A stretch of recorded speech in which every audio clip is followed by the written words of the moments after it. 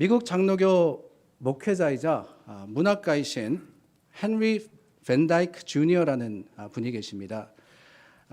이분이 우리가 잘 아는 찬양이죠. 찬송가 64장 기뻐하며 경배하세 영광의 주 하나님.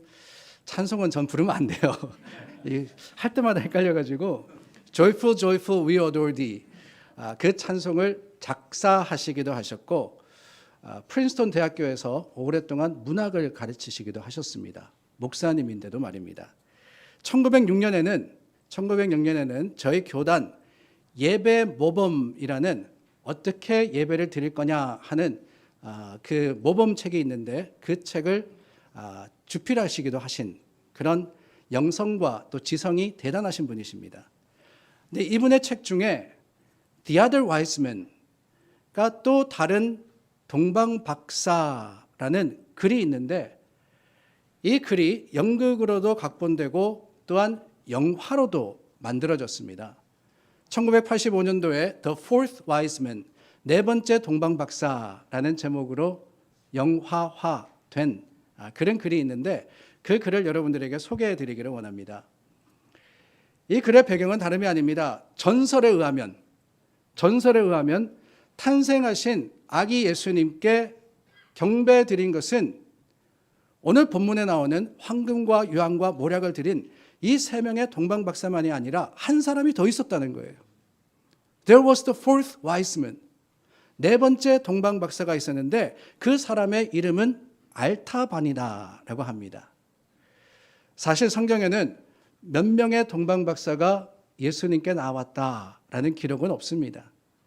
다만 우리가 황금과 유향과 모략 이 세 가지를 보고 세 명의 동방박사다 그렇게 짐작을 하는 것이지요.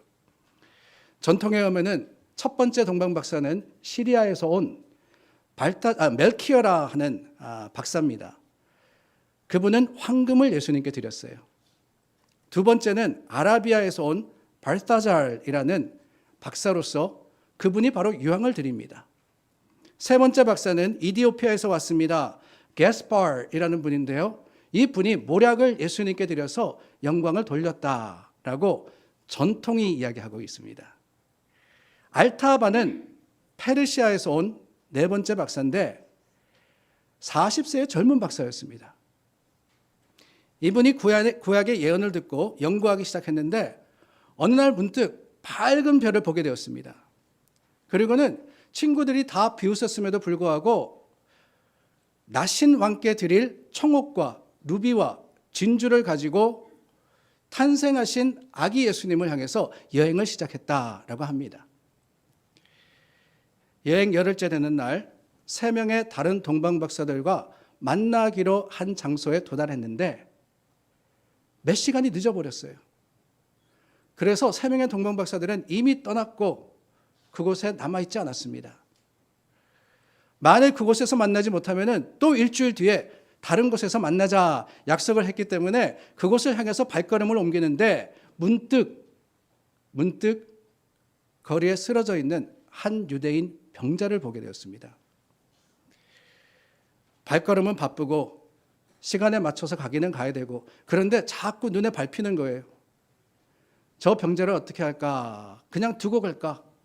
도와줄까? 고민하다가 약속 시간이 급하지만은 그래도 차마 발걸음이 떨어지지 않아서 그 병자를 도와주게 됩니다. 지극한 정성으로서 다 나을 때까지 그 병자와 함께 하면서 도왔는데 이 도움을 받은 병자가 알타반을 향해서 물었습니다. 당신은 누구며 뭐 하는 사람입니까? 자처지정을 이야기해줬죠.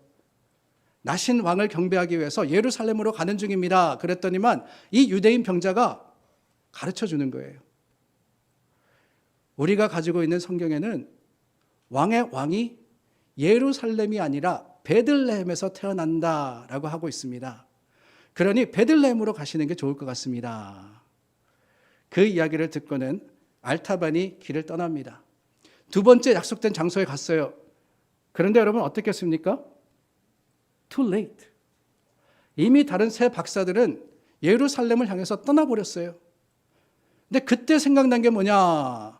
유대인 병자가 가르쳐준 왕의 왕이 베들레헴에서 날 거다라는 그 소식이었습니다. 그래서 발걸음을 올려서 베들레헴으로 가는데 마침내 베들레헴에 도착했는데 또 늦어버린 겁니다. 알아보니까 3명의 박사들이 3일 전에 와가지고 나신 아기께 경배하고 떠났다라는 겁니다. 이걸 어떡하나, 혹시라도 그 아기가 여전히 베들레헴에 있을까라고 생각을 하면서 여기저기 찾아다니는데 한 아기를 안고 있는 여인을 만나서 그 여인에게 물었어요. 베들레헴에서 새 아기 왕이 나셨다 하는데 혹시 어디 계시는지 아십니까? 그때 여인이 대답합니다. 새 아기 왕은 애굽으로 떠났습니다.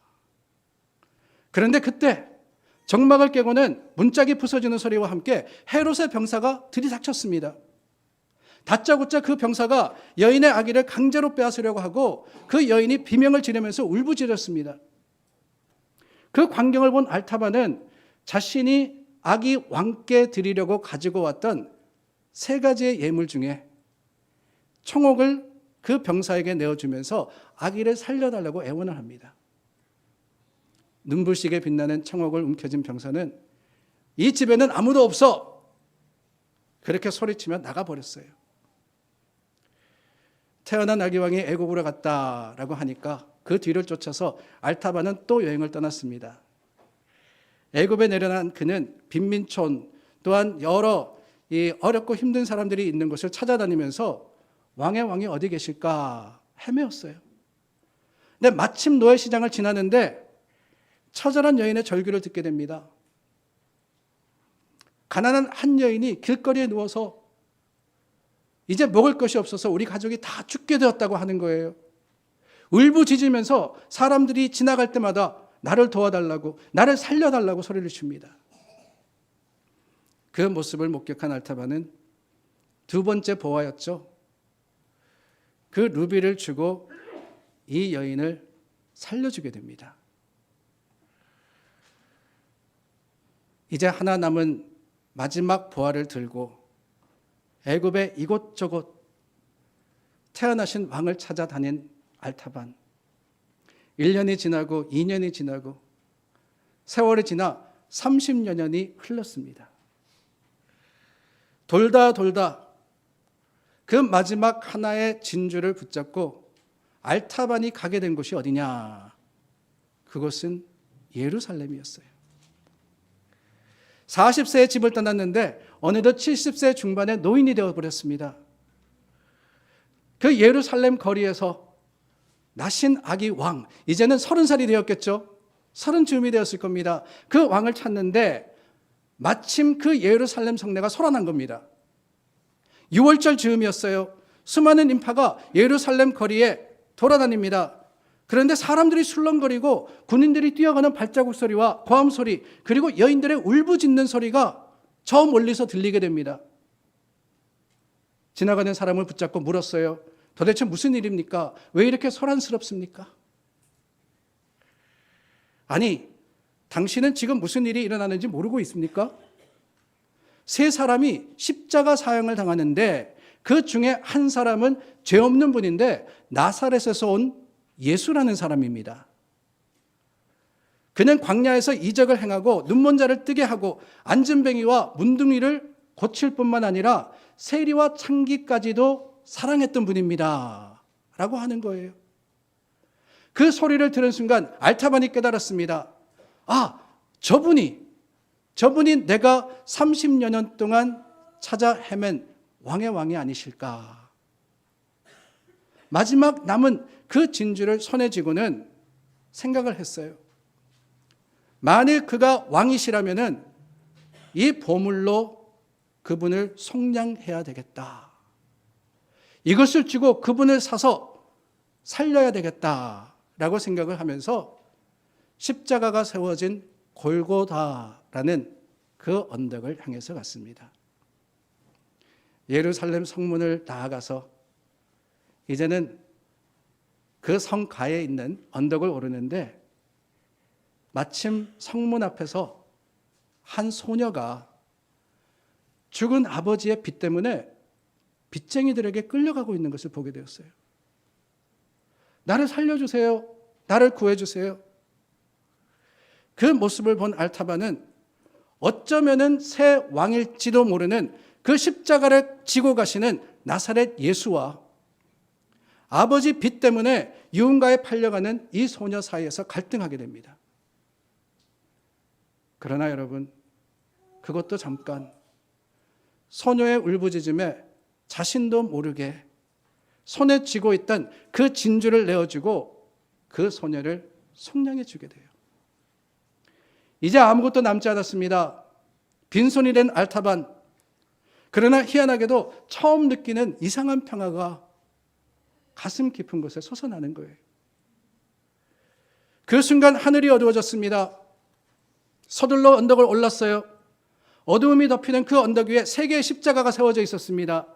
근데 가만히 보니까 가운데 십자가 그 위에 뭐라고 적혀 있느냐? 유대인의 왕이라는 팻말이 붙어 있는 거예요. 십자가의 고통 가운데도 공포 하나 없던 예수라는 사람의 눈과 숨을 헐떡거리며 골고다 바위에 의지하고 있던 알타반이, 그 알타반의 눈이 마주치는 순간 알타반은 깨달았습니다. 바로 저분이시구나. 저분이 내가 그렇게도 찾던 메시아시구나. 그때 그는 십자가의 주님 앞에 이렇게 말합니다. 주님, 당신에게 드려야 될 것을 나는 하나도 지키지 못하고 텅 빈 손 죽어가는 몸뚱이로 여기 왔습니다. 그때 그의 마음속에 주님의 음성이 들려와요. 알타바나, 너는 내가 줄일 때 먹을 것을 주었고 내가 목마를 때 마실 것을 주었다. 내가 나그네 되었을 때 영접했고 벗었을 때 입을 것을 주었으며 내가 병들었을 때 옥에 갇혔을 때 돌봐주었다. 지극히 작은 자에게 한 것이 내게 한 것이다. 인자하고 따스한 음성을 들으면서 평생 알지 못했던 평화와 감사가 알타반의 가슴에 벅차올랐습니다. 그 감격으로, 그 기쁨으로 알타반은 주님의 십자가 아래서 숨을 거두게 됩니다. 그렇습니다, 여러분. 동방의 박사들은 알타반을 포함해서요, 호기심에 유대 땅에 온 것이 아닙니다. 자신들의 계산과 자신들의 지식이 맞는지 아닌지 보러 온 것도 아닙니다. 오늘 저희가 나눈 본문 2절 말씀해 보니까 이들은 경배하러 왔다라고 알고 있어요. We have come to worship Him. 주님을 경배하러 예배자로 왔다라고 했어요. 그 먼 길을 예배하러 달려온 겁니다. 어찌 생각하면 우리는 성탄의 예배라는 부분을 너무나도 쉽게 잊어버리는 게 아닌가 하는 생각이 듭니다. 가족과 선물, 트리 등을 생각하다 보니까 성탄의 진정한 주인이신 메시아께 드리는 예배를 소홀하게 하고 있더라 하는 거예요.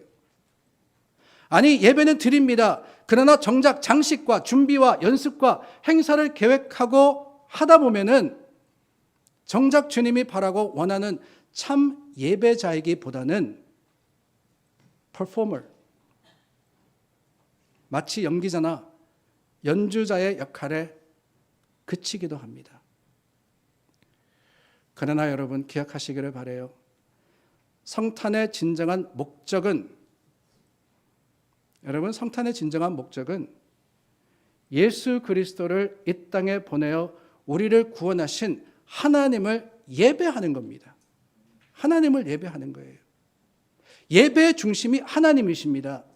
예수님의 생일을 우리가 기뻐하고 감사할 때 하나님께서 인간의 몸을 입으시고 이 땅에 오셔서 저와 여러분들을 위해서 죽으시고 십자가에 못 박혀 구원을 이루신 것을 기억하며 그 중심, 그 십자가를 중심으로 우리가 함께 할 때 저와 여러분들은 true worshiper, 참된 예배자가 되는 거예요.